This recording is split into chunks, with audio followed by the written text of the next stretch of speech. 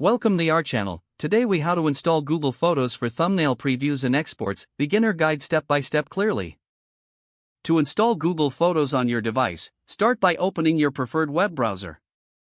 In the address bar, type in photos.google.com and press enter.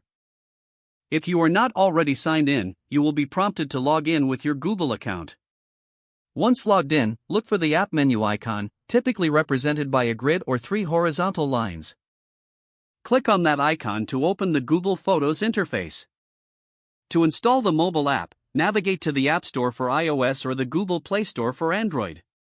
In the search bar of the store, type Google Photos.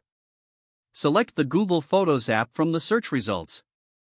Tap the Install or Get button to download the app onto your device.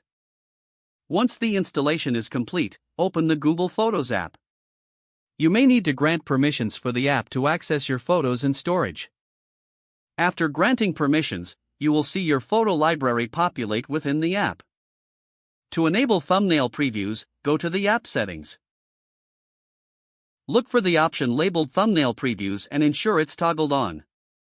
This feature allows your photos to display as thumbnails for easier browsing. For exporting images, select the photos you wish to export by tapping on them. Once selected, look for the export icon, typically represented by an arrow. Tap on the export icon to open the export options. Choose your preferred format for the exported files, such as JPEG or PNG. Confirm your selection by tapping Export or Download. Your selected images will now start exporting to your device. Once the export is completed, you can find your images in the specified folder on your device. You have now successfully installed Google Photos and learned how to use thumbnail previews and exports. If the page does not load, refresh the browser or try again in a private or incognito window.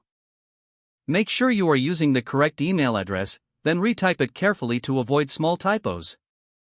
If your password is not accepted, use the reset option and create a new strong password you can remember. Check your spam folder for verification or security emails, then complete any requested confirmation steps. Enable two-factor authentication if available to improve account security and reduce unauthorized access risk.